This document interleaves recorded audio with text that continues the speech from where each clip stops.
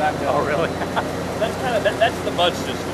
So the mud system takes the mud from the tank into the pumps, down the drill pipe, back up the hole, through these manifold systems, and then kind of through our cleaning mechanism.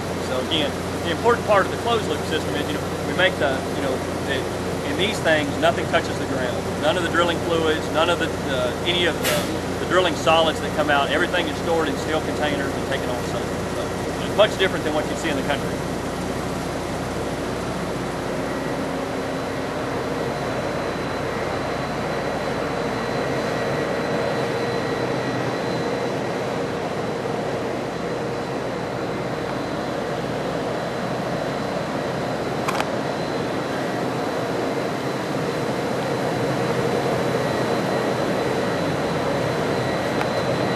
Have tarp on the ground. They try to minimize anything from touching the ground. They really do a good job.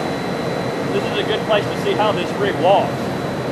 You can see it's got a skid package on it.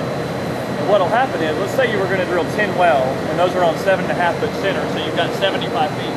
These rails would extend out another 60 feet or so. And what happens is these hydraulic pistons right here, what they do is they'll go ahead and grab. That hydraulic piston will engage and move, and this whole thing will slide on this rail system. That's what moves the rig right there. And when I get up here, I'll show you the one that moves it. Let's call this front and back. I'll show you the one that moves it left to right. And that's the system that moves the rig. There's one of those on each leg of the rig. It engages, pulls itself, disengages, moves it, grabs again, and moves again. So it just pulls hydraulically and pulls the rig. And what you would see is, if somebody was out here, there'd be a control unit, they'd be moving it. So to move this rig 7.5 feet probably takes 10 minutes. So which way are you going to move it for the next one? This way? Coming this way? This way? Do you have to lay down more beams? No, that's it. That on this frame, that moves enough there to be 7.5 feet. So they've got it. What they'll do is they'll set it up for however many you're going to do it. If we were going to drill 5 wells, like over in Colleyville or something like that, this thing would be extended more in one direction or the other, set up to move all of that. So they set it up for what they're going to drill right then. So if we decided to change and drill more wells, we'd have to add to the rail system. They'd have to change the configuration of it, which they can do, but they're just setting up the drill.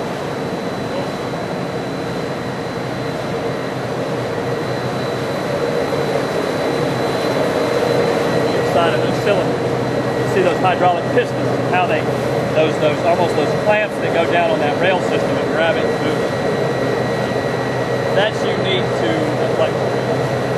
Everybody's got their own way of doing it, but they're the only ones that have this hydraulic sliding piston system. That's a patented technology of HOP. Another shot of the mud pumps now that we're down on it.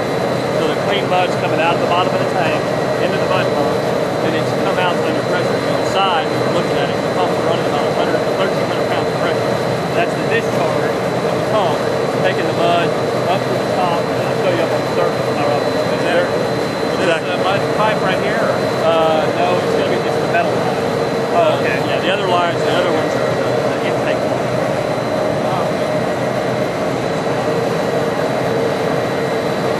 Again, if we were on a mechanical rig, these would be very, very noisy. Very quiet. Really.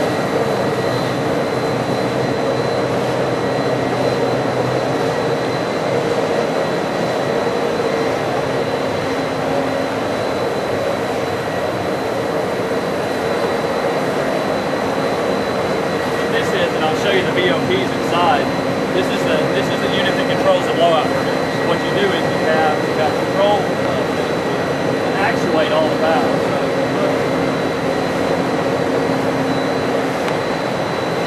here, these are controlled from the drilling floor. They're controlled from here, and they can also be controlled off-site. These are the different blowout preventers you have. We've got pipe rams, and I'll show you what these are in here. We've got blind rams, upper pipe rams, annular, which is an annular preventer. So these are the different things where if there ever was an event, these are the different series of valves that can close in around the pipe and close. So this is the control system for the blowout preventer. It's always red on every drilling rig, so you always know what it is. It can be controlled from here, from the derrick floor, or it can also be controlled from a control module off too. So if for some reason there had to be a rig evacuation, it can be controlled from off-site too. Everything. I'll go in here and show you what this is. If, like with the BP disaster, I guess what they were saying that Thomas Roberts was the clear around,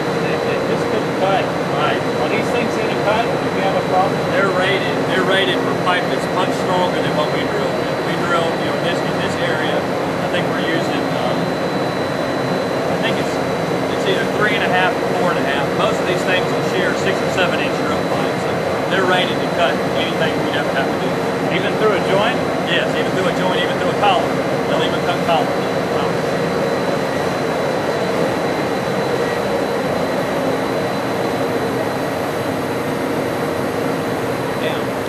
That's a blowout preventer. What you have is, you have an annular preventer, and what an annular preventer is a fancy thing. It's effectively a rubber. It's a rubber that can seal around the drill pipe by applying pressure to it. So when if they're stationary and want to circulate or do something, they can close that rubber around the drill pipe. So that's your first one there. And then you've got 2 series of rams. You've got a blind ram and a shear ram. The blind ram is set for the kind of drill pipe you have in the hole. So if you're running 3.5 inch drill pipe, 4.5 inch drill pipe, you have 4.5 inch rams in there, which means that it seals around that specific drill pipe. So if there ever wasn't a bend, the first thing you would do is start with your annular preventers. If for some reason that didn't hold, your secondary containment is the blind ram, which closes around the drill pipe. If for some reason that failed, your last is the shear ram. Shear ram is a mechanical cut of the pipe and a mechanical seal right together. So it's not a rubber or some type of pressure seal. It's a mechanical shearing of the pipe, and it cuts the pipe in half. So that's your blowout preventer. That's what it is. One of the interesting things about this rig is that in most rigs, when you use a blowout preventer, this piece of equipment is taken apart and broke down into pieces and hauled off. In this drilling rig, it actually, and I'll show you on the next level, it's got a trolley system that actually picks this thing up and it moves as part of the drilling rig. So when we come back up, instead of having to break this at every connection, which means you have to go back and make sure every seal, we test them all, which it gives you the possibility of leaks because you're taking it apart and putting it back together. This travels as a single unit with the drilling rig inside the drilling rig. So we come back up, we put it back together, we test it all as one piece and see if there's any leaks, and we go on instead of spinning. Normally nipple up a BOP will take anywhere between 12 to 20 hours. Here we can nipple up BOPs, test and be ready to go in 2 or 3.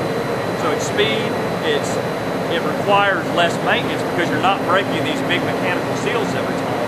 They stay together, therefore they don't have the ability to leak very well. And we test as a whole. You test it every hole? Every time. And it sits in a cage system. You can see the winches here. They'll grab a hold of it here with these big, hooks are. They'll grab a hold of it, pull it into its carrying system. The rig kind of folds down on top of it. That's the return line too. So the mud's coming up through here with the blowout preventer. You can see the drill pipe turning right there. And so the mud's coming through that blue line right there, out to that manifold that we were looking out outside. So that's where there's the drill pipe right there. That's a good picture of seeing that. So right now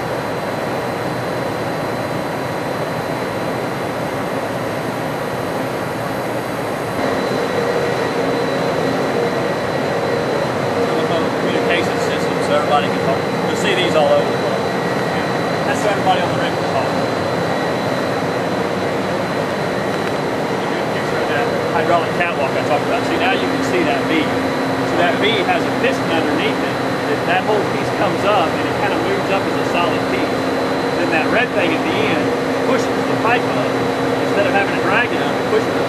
The biggest complaint I've ever had on drilling rigs on sound is when we pick up pipe. Because normally pipe would be sitting on this floor down here, we'd grab a hold of it and pick it up when we were dragging metal on pipe. So when it hits the side of the speed door, it makes it clang. It's pipe on pipe. This eliminates that, and it's caught in that trolley system. The trolley picks it up, and once they grab it on the derrick floor, that red piston right there pushes it all the way up. It's all hydraulic, very, very quiet. And again, it's safe because you're not trying to grab a hold of the drill pipe with chains or anything like that. It's all hydraulic, it's all controlled by the computer and the guy up in the dog.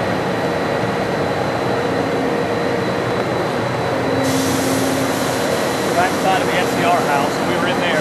Now you can see all the wires. You see all the wires coming out into this system. Again, this system, if you look at it, is on a skid too. So when they pull that rig, it all moves. It all moves together. Now this whole piece just moves. It can move left and right and forward. So that's the power going up to the rig.